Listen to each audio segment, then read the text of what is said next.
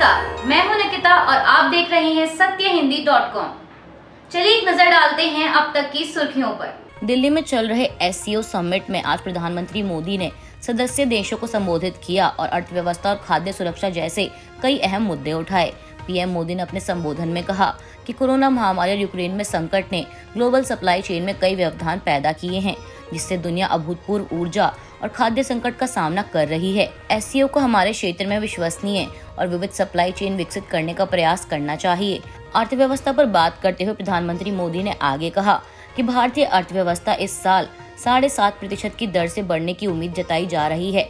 इसके लिए बेहतर कनेक्टिविटी की जरूरत होगी। साथ ही यह भी जरूरी होगा कि हम सभी एक दूसरे को ट्रांजिट का पूरा अधिकार दें।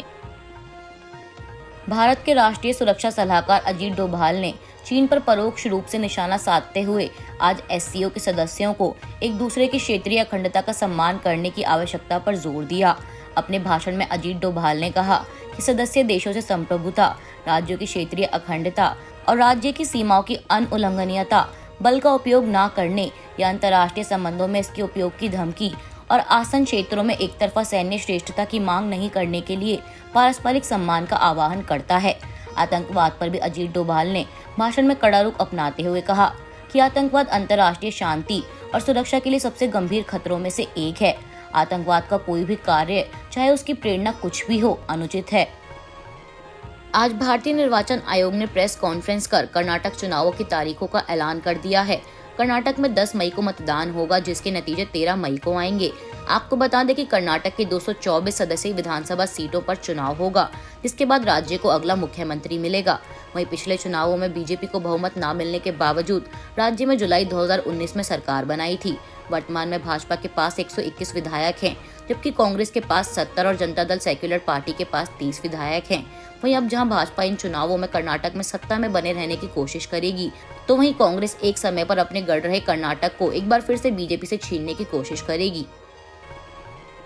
कर्नाटक चुनाव के साथ साथ चुनाव आयोग ने कुछ राज्यों में रिक्त सीटों पर भी उपचुनाव कराने का ऐलान किया है। इन सीटों पर भी 10 मई को मतदान होगा और नतीजे 13 मई को कर्नाटक के नतीजों के साथ ही आएंगे। इनमें पंजाब की जालंधर लोकसभा सीट, ओडिशा की झारसुगुड़ा विधानसभा सीट, उत्तर प्रदेश की 96वां स्वार विधानसभा सीट और मेघालय की सोहियोंग विधानसभा सीट शामिल है। इसके लिए नामांकन 13 से 20 अप्रैल तक होगा। बताते मिर्जापुर की 96 सीट अपना दल एस के विधायक राहुल कुल के निधन के कारण, तो वहीं स्वार सीट से विधायक अब्दुल्ला आजम पर हेट स्पीच के मामले में 2 साल की सजा सुनाए जाने के बाद खाली हो गई थी। हालांकि राहुल गांधी की सदस्यता जाने के बाद केरल की वायनाड सीट भी खाली हो गई है, लेकिन चुनाव आयोग ने जल्दबाजी न दिखाते हुए कहा कि वायनाड उपचुनाव को लेकर अदालती आदेश के बाद ही कोई फैसला लिया जाएगा। केजरीवाल द्वारा दिल्ली विधानसभा में अडानी मोदी पर किए हमलों पर आज बीजेपी ने दिल्ली के सीएम को आड़े हाथों लिया। बीजेपी प्रवक्ता संबित पात्रा ने कहा कि केजरीवाल कांग्रेस के लिए कवर फायर का काम कर रहे हैं और उनकी सरकार में चल रहे भ्रष्टाचार को रोकने के बाद अब केजरीवाल मोदी पर निशाना साध रहे हैं। आपको बता दें कि केजरीवाल ने विधानसभा में दिए अपने भाषण में दावा किया था कि अडानी मोदी के फंड मैनेजर हैं और अडानी में सारा पैसा प्रधानमंत्री मोदी का लगा हुआ है। वहीं अब केजरीवाल के इस बयान पर संबित पात्रा ने आरोप लगाया है कि सदन के पटल पर प्रधानमंत्री के बारे में केजरीवाल के बयान उनकी हताशा को दिखाते हैं और इस हताशा का कारण उनकी सरकार में हो रहे भ्रष्टाचार और उनके मंत्रियों का जेल जाना है। दिल्ली विधानसभा में भाजपा के अविश्वास प्रस्ताव वापस लेने के बाद आज सीएम अरविंद केजरीवाल ने खुद विश्वास प्रस्ताव पेश किया है। सदन में विश्वास प्रस्ताव पेश करते हुए केजरीवाल ने कहा कि विपक्ष के लोग हमारे खिलाफ नो कॉन्फिडेंस मोशन लेकर आना चाहते थे, मगर विधायक की संख्या ना जुटा पाने के बाद उन्होंने अविश्वास प्रस्ताव वापस ले लिया। मैं प्रस्ताव पेश करता हूं कि यह सदन मंत्री परिषद पर विश्वास व्यक्त करता है। बता दें, इससे पहले विधानसभा में नेता प्रतिपक्ष रामवीर बिधूड़ी ने अविश्वास प्रस्ताव का नोटिस स्पीकर को दिया था, जिसको लेकर आम आदमी पार्टी ने कहा था कि भाजपा के पक्ष में वोट करने के लिए हमारे नेताओं को लालच दिया जा रहा है और सीबीआई ईडी का डर दिखाया जा रहा है।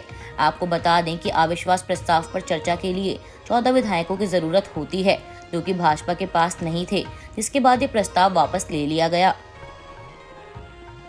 बंगाल में होने वाले पंचायत चुनाव से पहले तृणमूल कांग्रेस ने भाजपा पर हमले तेज कर दिए हैं और अब मुख्यमंत्री ममता बनर्जी आज कोलकाता में 2 दिवसीय धरना शुरू करेंगी। माना जा रहा है कि अंबेडकर की प्रतिमा पर विरोध के दौरान ममता बनर्जी केंद्र से मिलने वाले फंड पर रोक को लेकर भी बीजेपी को निशाने पर ले सकती हैं। वहीं दूसरी तरफ मुख्यमंत्री के भतीजे और तृणमूल महासचिव अभिषेक बनर्जी भी केंद्र की नीति और बंगाल के प्रति उसके सौतेले रवैये के विरोध में शहीद मीनार मैदान में एक रैली को संबोधित करेंगे। बता दें कि ममता बनर्जी का प्रदर्शन 2024 के लोकसभा चुनावों के लिए तैयारी के रूप में भी देखा जा रहा है, जिसे लेकर ममता पहले ही कह चुकी हैं कि वे अकेले ही चुनाव लड़ेंगी। हालांकि हाल ही में राहुल गांधी को लेकर टीएमसी के कांग्रेस को मिले समर्थन के बाद एक बार फिर विपक्षी एकता की अटकलें तेज हो गई हैं। सावरकर पर मतभेदों के बाद आज उद्धव ठाकरे की शिवसेना के नेता संजय राउत ने कहा कि वे न सिर्फ विपक्षी दलों की बैठक में बल्कि विरोध प्रदर्शन में भी हिस्सा लेंगे। संजय राउत ने न्यूज एजेंसी एएनआई को दिए गए अपने बयान में कहा कि हम आज विपक्ष की बैठक में जरूर शामिल होंगे और धरने में भी शामिल होंगे। हम विपक्ष की एकता को सबसे ज्यादा प्राथमिकता देते हैं। महाराष्ट्र में भी और देश में भी विपक्ष एकजुट है। बता दें, इससे पहले ठाकरे गुट के नेताओं ने राहुल गांधी द्वारा सावरकर पर की गई टिप्पणी को लेकर नाराजगी जताई थी और बैठक में शामिल न होने का फैसला किया था। हालांकि कल हुई विपक्षी दलों की बैठक में एनसीपी प्रमुख शरद पवार ने इस मामले पर दोनों पार्टियों के बीच सुलह करवाई और कांग्रेस से सावरकर पर कोई भी टिप्पणी न करने का आग्रह किया था, जिसके बाद बताया गया था कि राहुल गांधी और उनकी पार्टी के नेताओं ने इस पर सहमति जताई थी। राहुल गांधी की संसद की सदस्यता जाने के बाद कांग्रेस ने मंगलवार शाम लाल किले पर लोकतंत्र बचाओ मशाल मार्च निकाला। इस विरोध के दौरान कांग्रेस के सैकड़ों कार्यकर्ता हाथ में झंडा और पोस्टर लेकर निकले और मोदी सरकार के खिलाफ नारेबाजी की। इस दौरान बड़ी संख्या में पुलिस कर्मियों को तैनात किया गया था। बढ़ते विरोध के दौरान पुलिस ने कई नेताओं को हिरासत में भी लिया। हालांकि बाद में कुछ को रिहा भी कर दिया गया। आपको बता दें कि कांग्रेस नेता जयराम रमेश पहले ही इस बात की घोषणा कर चुके थे कि कल शाम 7 बजे पार्टी के सभी सांसद और नेता कार्यकर्ताओं के साथ लाल किले से टाउन हॉल तक लोकतंत्र बचाओ मशाल क्रांति मार्च में हिस्सा लेंगे। वहीं कांग्रेस नेता श्रीनिवास बीवी ने ट्वीट कर कहा कि रात के करीब 10 बज रहे हैं। एक महिला सांसद और आईवाईसी की हमारी महिला पदाधिकारियों को दिल्ली पुलिस बिना किसी एफआईआर के, बिना महिला पुलिस की मौजूदगी में हिरासत में लेकर पिछले 2 घंटों से दिल्ली की सड़कों पर घुमा रही है। अमित शाह जी, अगर ये आपकी बेटियां होती तो दिल्ली पुलिस का यही रवैया होता। इसके अलावा पार्टी द्वारा ट्वीट कर कहा गया है कि ये मर्डर ऑफ डेमोक्रेसी है। संसद के अंदर और बाहर हमारी आवाज को खामोश किया जा रहा है। हमारे नेता को डिस्क्वालीफाई कर रहे हैं और अब हमें चलने नहीं दे रहे। ये क्या डेमोक्रेसी है? अभी के लिए बस इतना ही। बाकी की खबरों के लिए बने रहिए सत्यहिंदी.com के साथ।